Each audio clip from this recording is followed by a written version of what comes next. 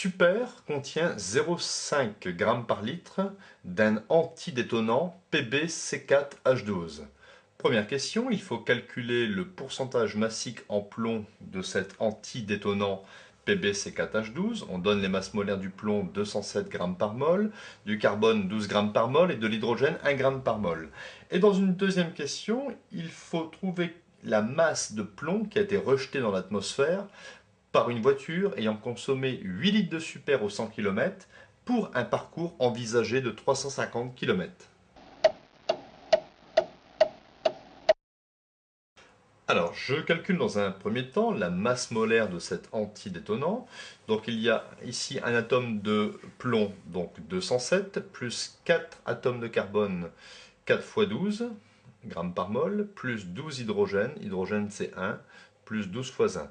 Ça me donne une masse molaire de 267 grammes par mol. Alors si je veux avoir simplement le pourcentage massique en plomb, je vais me baser moi sur une mol, je raisonne sur une mol, et le pourcentage massique sera ici la masse molaire du plomb, divisé par la masse molaire totale fois 100.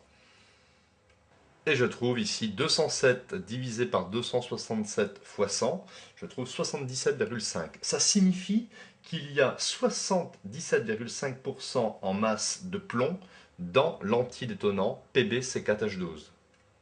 Deuxième question, notre voiture consomme 8 litres au 100 km et elle a roulé 350 km.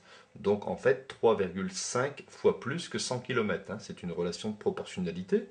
Donc notre voiture aura consommé 8 litres multiplié par 3,5, ce qui nous donne 28 litres. 28 litres de carburant de super consommé. Par ailleurs, on sait ici que 1 litre de super contient 0,5 g de PbC4H12, l'antidétonant. Donc nous avons consommé 28 litres de super. Donc ces 28 litres contenaient 28 fois 0,5, c'est-à-dire 14 grammes d'antidétonant PbC4H12. Or, on a vu qu'en première question, il y avait 77,5% en masse de plomb dans l'antidétonant. Donc, étant donné qu'ici, j'ai utilisé 14 grammes de PbC4H12, je fais 77,5% de cette quantité et je vais obtenir 10,85 grammes de plomb qui est dégagé dans l'atmosphère. Alors c'est un véritable problème de rejeter ce plomb dans l'atmosphère et pour pallier à ça, eh bien, on peut utiliser de l'essence sans plomb.